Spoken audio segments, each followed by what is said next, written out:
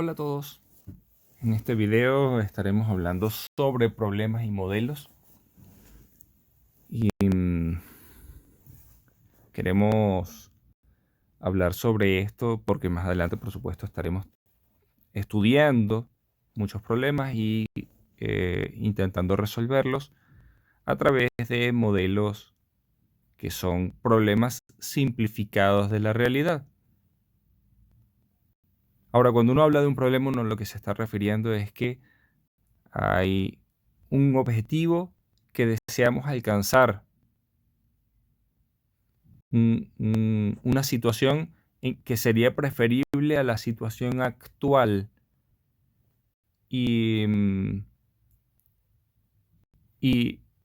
para alcanzar esa situación, ese objetivo a ser alcanzado, en términos generales, se debe recurrir a un conjunto de acciones que sirvan para resolver tal problema. Ahora, en términos generales, los tipos de problemas que podemos considerar son problemas sentimentales, de salud, laborales, económicos, familiares, legales, pero también existen los problemas que nosotros podríamos llamar problemas matemáticos o los problemas que se nos presentan en los juegos, en los rompecabezas. Y nosotros en este curso estaremos trabajando con problemas matemáticos que están asociados a la resolución de modelos de la naturaleza. Específicamente en la física suele ser útil utilizar modelos matemáticos para referirnos a la solución de problemas que están relacionados a la realidad material, a la realidad objetiva. Dentro de los problemas que podemos considerar están los problemas que no tienen solución. Y sí, en términos generales, existen problemas que no tienen solución, pero en muchas ocasiones esto ocurre porque son problemas que no están bien planteados, porque no existe, porque bien sea porque se está haciendo un mal diagnóstico de la situación actual del problema, o porque se está haciendo se desea alcanzar un objetivo que no existe, o porque no existe ningún método, ningún conjunto de operaciones que uno pueda realizar para alcanzar ese objetivo. No hay manera de conectar A con B. Otros problemas que podemos considerar son los problemas que, utilizando un procedimiento, un método, paso a paso, siguiendo paso a paso un conjunto de operaciones que llamamos algoritmo, podemos alcanzar la resolución en un tiempo razonablemente corto. Y después tenemos los problemas que podemos resolver siendo creativos, pero que siguiendo un procedimiento, aunque exista un posible procedimiento para resolver el problema, siguiendo ese procedimiento tardaríamos un tiempo excesivamente grande, un tiempo que no fuese razonable. Y entonces nosotros recurrimos a estrategias que no se pueden estandarizar como un conjunto de métodos, un conjunto de pasos. Entonces quiero repetir un poco esto que he mencionado, de qué es lo que caracteriza un problema. Un problema es caracterizado por una situación inicial, y esa situación inicial la llamamos datos, una vez que hemos recogido la información necesaria para establecer, según lo que podemos observar, establecer cuál es la situación actual. Vamos a ver, perdón, aquí borré algo. Quería hacer una rayita, vamos a cambiar el color. Entonces, Esta sería prácticamente una definición de lo que son los datos. Los datos son lo que caracteriza la situación inicial del problema. Ahora, em, a nosotros nos interesa llegar a una situación ideal, una situación deseada. Y eso es lo que caracterizaría la solución satisfactoria. ¿Mm? Para nosotros sería, por ejemplo, si tenemos una pelota de básquet, sería satisfactoria hacer canasta. ¿Cómo hacer para que la pelota llegue desde nuestras manos hasta el aro? Ahora, ¿cuáles son las posibles soluciones? Bueno, la pelota puede recorrer un camino, no necesariamente el que nos lleve a la solución satisfactoria, pero pueden existir múltiples caminos. Y estos múltiples caminos normalmente están relacionados a un conjunto de leyes de la naturaleza. Entonces, si uno conoce las leyes de la naturaleza, puede utilizarlas para determinar cuál debe ser el procedimiento para alcanzar la situación satisfactoria. Es decir, yo sé que si yo tiro la pelota con una velocidad inicial determinada desde donde estoy, entonces puedo hacer canasta.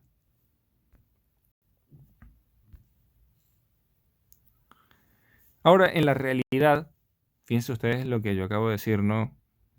Considero posición inicial, velocidad inicial y puedo alcanzar el objetivo que me había planteado. En general, uno recurre a los modelos de la naturaleza, a los modelos de los problemas iniciales. Pero, ¿qué son los modelos? Un modelo es un sustituto simplificado del problema real, que nos permite resolver el problema de una manera relativamente simple. En un problema real, uno tiene una cantidad infinita de datos, porque uno puede hacer observaciones de, de todas las cosas que ves con tus ojos y las que no ves con tus ojos. Existen muchísimas cosas que observar acerca del fenómeno que, que- que- que estás estudiando. Ahora, no todas son relevantes. Entonces, un modelo es precisamente eh, decidir cuáles son los factores que son relevantes o no. ¿Mm?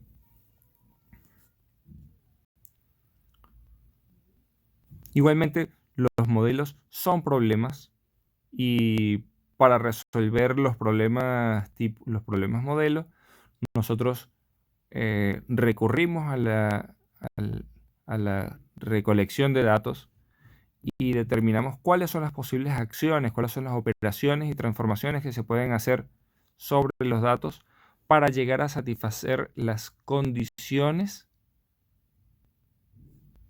que nosotros llamaríamos están asociados a una solución satisfactoria del problema. Por cierto que en el lenguaje popular se utiliza la palabra modelo también, por ejemplo, para lo que hacen los modelos que hacen los arquitectos, que hacen los ingenieros. Son modelos a escala.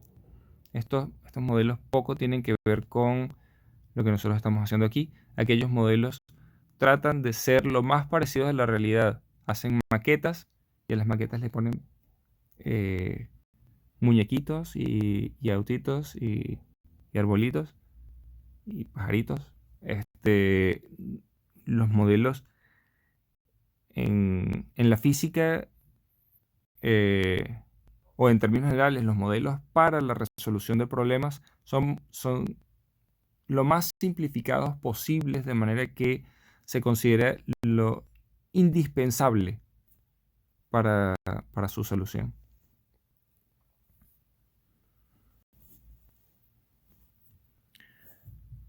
Y bueno, existen distintos tipos de modelos. Dentro de esto que estamos hablando de los modelos asociados a los problemas. Un modelo es un problema simple que está asociado a un problema real. Y está asociado al problema real a través de un conjunto de hipótesis. Esas hipótesis pueden ser ya sea una simplificación o puede ser evaluar un contexto geométrico o puede ser que estamos considerando problemas similares, de manera que vamos a analizar la situación real a través de métodos ya considerados en otros modelos anteriores o problemas estructurales donde se define eh, em, un conjunto eh, de características como, como, como, como suficientes para evaluar el problema real. Así, repitiendo un poco lo que dije, los problemas de simplificación, lo que uno hace es decir que los detalles no son importantes. Y bueno, en términos generales, todos los modelos recurren a alguna simplificación. Pero dentro de este contexto, nosotros podríamos considerar, por ejemplo, el modelo de partícula. Ajá, la Luna alrededor de la Tierra la podemos considerar como una partícula. ¿Y qué supone el modelo de partícula de la Luna? Bueno, que el tamaño es irrelevante para la descripción de lo que a nosotros nos interesa describir, que es su movimiento. Entonces es irrelevante el tamaño. Que los procesos internos son irrelevantes. Por ejemplo, la Luna eh, puede estar a una temperatura o a otra y esto para nosotros es irrelevante. Podría tener un magma caliente fluyendo en su interior y esto resulta irrelevante. Al menos en primera aproximación. Pero después hay otros tipos de simplificación que nosotros también vamos a recurrir aquí en este mismo curso. Por ejemplo, el movimiento sin fricción o el movimiento con fricción constante. Usualmente la fricción se considera como una fuerza que depende de la dirección en que se está desplazando el objeto. La fricción es una fuerza que está dirigida en la dirección contraria al movimiento. Entonces, uno puede considerar la fricción constante o modelos con fricción proporcional a alguna potencia de la velocidad, como ocurre, por ejemplo, al considerar la caída libre. Por ejemplo, un paracaidista se lanza desde una cierta altura y considerando que hay aire, el aire frena al paracaidista y una buena descripción ocurre considerando una fricción que es proporcional a la velocidad del cuadrado. Así, su aceleración es proporcional a la velocidad del cuadrado. En este curso también consideraremos otros modelos de simplificación, por ejemplo, que uno puede, para estudiar las deformaciones, uno puede considerar vigas metálicas uniformes, o en el estudio de los fluidos uno puede considerar flujos laminares. Luego tenemos los modelos geométricos, donde uno toma una situación real. Por ejemplo, yo estoy a una cierta distancia de un árbol y me interesa saber cuál es la altura del árbol, a qué altura está la copa del árbol. Entonces lo que yo haría en este modelo geométrico sería considerar un triángulo rectángulo que tenga en que coincida la base del triángulo. Vamos a cambiar el color aquí. Ponemos 90 grados aquí. Y en que coincida la base del árbol eh, con el vértice con un ángulo recto y la copa del árbol coincida con el vértice alto. Entonces así, si nosotros nos interesa saber cuál es la distancia entre el piso y la copa del árbol, que podemos llamar h, basta con medir la distancia desde el punto donde yo estoy hasta la base del árbol y considerar el ángulo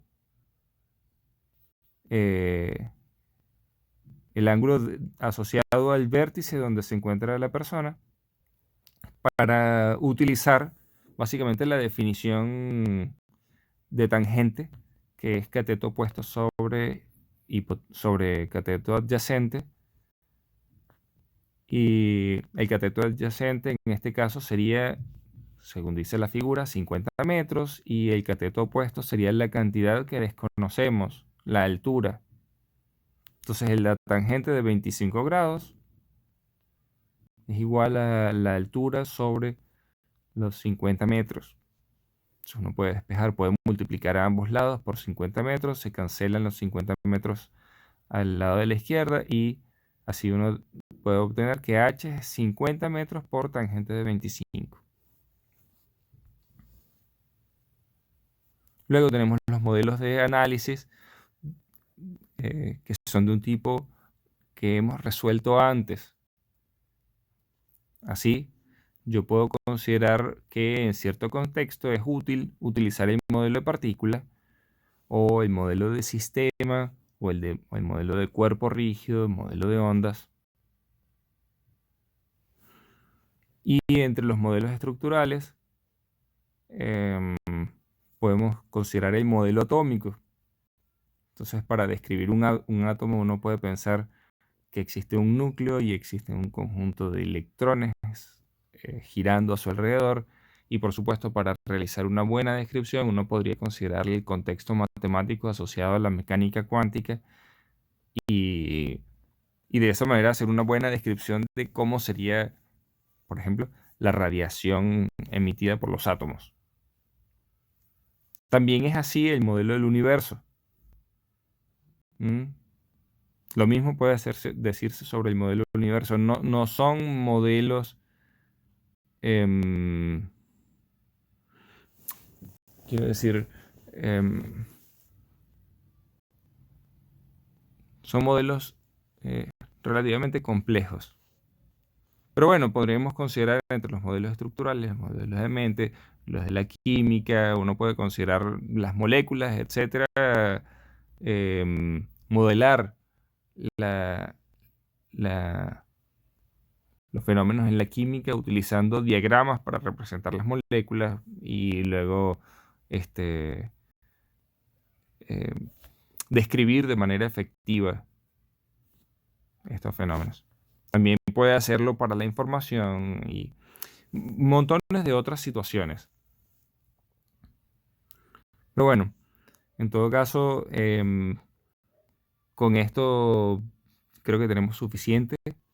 En los próximos días tendremos un siguiente video que incluirá los problemas de Fermi y algunos ejemplos. Hasta luego.